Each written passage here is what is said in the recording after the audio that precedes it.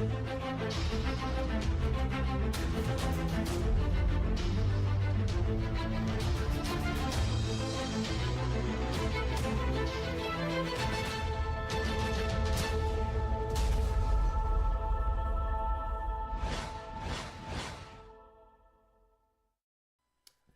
tout le monde! J'espère que vous allez bien aujourd'hui, j'espère surtout que vous êtes prêts à agripper vos accoudoirs et salir vos calfouettes tout propres. Pourquoi je vous dis ça? Parce qu'aujourd'hui, on va se faire une petite expérience VR, une grosse expérience VR, parce que alors là pour le coup ils ont mis le paquet, sur un mastodonte du jeu vidéo. Mastodonte du jeu vidéo dans les deux cas, avec et sans VR. Avant de parler de l'expérience au VR, je vais d'abord remettre les choses dans le contexte parce que Resident Evil 7 c'est quand même plus de 4,8 millions de ventes, c'est pas rien. C'est un big retour aux sources du Survival Horror. Et si vous êtes fan de Resident Evil et que vous n'avez pas aimé Resident Evil 7, je veux bien que vous me disiez pourquoi et comment dans les commentaires, parce que ça m'intéresse, tous les points de vue sont bons à prendre, il y en a probablement qui n'ont pas aimé, mais ça m'intéresse, j'aimerais bien savoir pourquoi. Moi personnellement j'ai surkiffé, c'est un très bon retour aux sources, même si c'est vrai que l'effet de peur est pas la même. Là je rejoins ceux qui regrettent ça, par rapport à Resident Evil 1 et 2 par exemple, mais je pense que c'est très dur de refaire ça, parce qu'à l'époque c'était des écrans splittés. C'est-à-dire qu'on va avancer sur un écran fixe, tac ça va couper, la caméra va changer de point de vue à chaque scène différente. Je pense que s'ils avaient refait un Resident Evil exactement comme ça de nos jours, je pense qu'on aurait été déçus. Clairement, le jeu n'aurait pas été assez vif ou... Enfin, je pense qu'on aurait été déçus avec toutes les technologies et les graphismes qu'on a maintenant. Voilà, le fait qu'il l'ait fait à la première personne, je trouve ça génial. Il me semble que... Je suis pas sûr à 100% parce que je les ai pas tous fait, les Resident Evil. Mais il me semble que c'est le premier à la première personne. Corrigez-moi si je me trompe, je peux me tromper. Voilà, après, ça a été une dinguerie. Moi, je n'ai pas pu le faire au VR quand il est sorti, parce que j'avais pas le casque à l'époque. Déjà, je l'attendais avec impatience, j'ai pas été déçu, j'ai surkiffé le jeu en mode écran normal. Mais alors, par contre, moi qui l'ai fait au VR, il n'y a pas si longtemps que ça, je l'ai commencé, je l'ai toujours pas fini à l'heure où je tourne cette vidéo. Mais je peux vous dire, j'ai platiné le jeu, donc je l'ai refait plusieurs fois, je l'ai fait dans toutes les difficultés, voilà. Je le connais. Et ben je vous garantis qu'au PlayStation VR, on le revit. Clairement, c'est un autre jeu. C'est pas un autre jeu dans le sens où il y a des choses différentes, mais vivre le jeu au VR change totalement la donne. Les graphismes sont magnifiques. Sincèrement, au VR, je suis étonné de la prouesse qu'ils ont faite. L'immersion, bah clairement, elle est là de ouf. Les nausées, on en a un petit peu, parce que c'est vrai qu'on se déplace, mais le truc qui est vachement bien dans ce jeu-là, c'est qu'on peut se déplacer... Alors, se déplacer physiquement, c'est-à-dire avancer ou reculer, ça non, c'est que à la manette. Mais sur soi-même, la vue, on peut tourner avec le casque, ou alors avec les joysticks. Et du coup, on fait les deux, on compense, c'est pas mal. Ça permet de un peu moins donner l'effet de nausée, je trouve. Après, c'est vrai qu'au début, les yeux, je trouve que là, c'est surtout les yeux, ils ont du mal à suivre. Moi, c'est l'effet que j'ai eu. Bref, un truc qui est génial, qui est vraiment génial, c'est que vous voyez là une cinématique.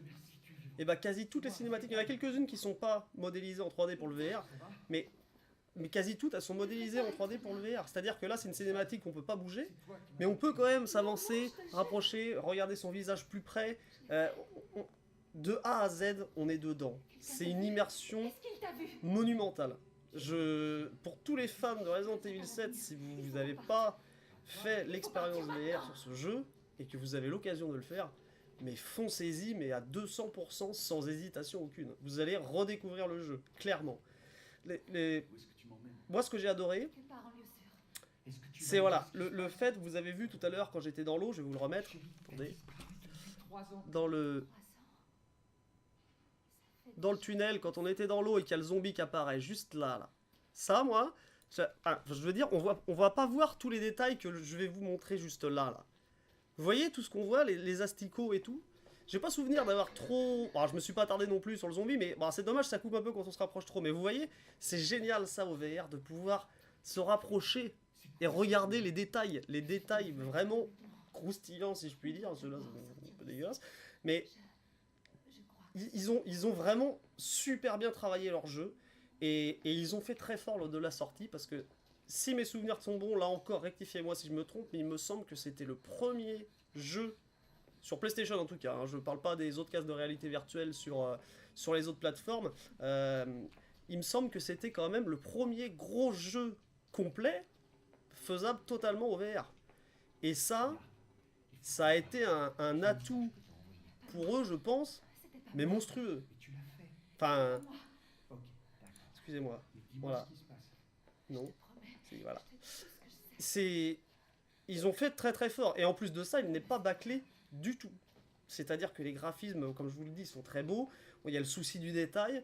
On peut tout faire, se rapprocher, bien regarder les scènes, tout. Les cinématiques sont vécues 90% du temps, même 95% du temps, modélisées en 3D, donc immersion totale jusqu'au bout. Il y a quand même un petit quelque chose que je veux vous montrer, parce que j'ai quand même fait le tour. Alors voilà. Cette scène-là, qui est quand même très mythique, il y en a deux que j'ai envie de vous montrer. Et là, par exemple, qu'on connaît vraiment bien, la scène de l'escalier, elle est monstrueuse. Au VR, elle est monstrueuse. Vous le verrez, je vais mettre des let's play du jeu que j'ai fait, parce que je le fais en stream en fait, et là je l'ai pas continué, et je le fais en stream pour que les gens puissent voir les réactions qu'on a directement. Donc les jeux que je fais en live en général, je les ai jamais fait au VR, c'est une découverte. Donc du coup vous verrez les let's play de tout ça là, de mes jeux du jeu VR que j'ai streamé.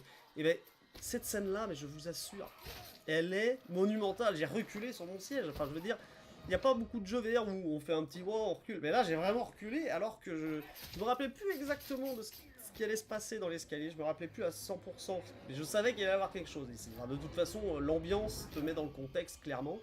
Le couteau quand elle fait comme ça, là. Mais on a l'impression de l'avoir là et de se le prendre dans la tête. Enfin, c'est vraiment... Il y a une autre scène aussi, le repas. La scène du repas... Alors, attendez. Là. Cette scène, c'est pareil. Et encore, j'ai pas fini le jeu. Je pense que je vais être encore ébahi devant plein d'autres scènes, mais ce jeu est vraiment génialissime au VR. Cette scène est superbement bien faite. Déjà qu'elle était quand même jolie, très jolie sur le jeu basique. Mais alors là, quand le barjo, là, le padré, là, lui, alors déjà quand on se prend l'assiette dans les yeux, on fait wow. Voilà, quand lui il se lève et qu'il vient après nous titiller la bouche avec le couteau, là. Mais je vous assure, si un jour il nous sort une technologie où on a des sensations de ce qu'on a à l'image, ça va être horrible. Horrible et en même temps génial. Parce que là, on a trop l'impression qu'il nous le met dans la bouche, clairement. Et quand il nous met le couteau, enfin, je vous dis, il faut le vivre. C'est super dur, je pense, d'essayer de vous retranscrire au maximum et de vous faire ressentir tout ce qu'on vit au VR. Mais, enfin, c'est... Moi, je suis vraiment un enfant face à cette technologie. Hein. Un enfant coupe ses cadeaux à Noël tous les jours à chaque fois que j'y joue, clairement. Un vrai gamin. Là, ce moment-là. Alors là, il nous le met dans la bouche, et la deuxième fois, il va s'arrêter juste devant. Et je vous assure, c'est un truc de dingue. C'est... Là. Faut le vivre. Vraiment, faut le vivre. Faut l'avoir sur les yeux pour le voir, mais je vous assure. Si vous hésitez encore, mais franchissez le pas. Clairement. Et encore... Enfin, déjà que c'est génial ici, mais on se dit que la technologie va s'améliorer encore. Mais ça va vraiment être une immersion monumentale. Voilà tout ce que j'avais à vous dire pour cette expérience VR. Pour ceux qui hésitent, voilà, n'hésitez pas, foncez, franchement, clairement. On va passer à la notation maintenant de ce Resident Evil 7 au VR. Pour ce qui est des graphismes, bon bah je pense que je vous l'ai assez répété tout au long de la vidéo. 5 sur 5, clairement. Il n'y a pas photo.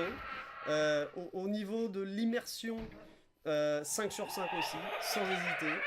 Sincèrement, on est dedans, mais à 200% et on redécouvre le jeu. Et pourtant, je vous dis que je l'ai fait, refait sans le VR. Et au VR, je le redécouvre.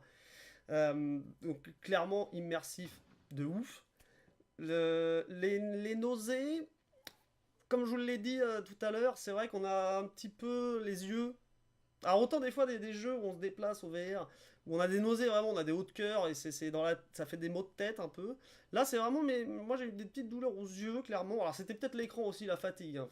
Parce que c'est vrai que le VR, ça fatigue les yeux, on a les écrans collés, on sait pas. Donc, je sais pas trop si c'est les nausées réelles. Enfin, en tout cas, j'ai pas eu de nausées, envie de vomir ou des hauts de cœur ou quoi. J'en ai pas eu dans ce jeu-là.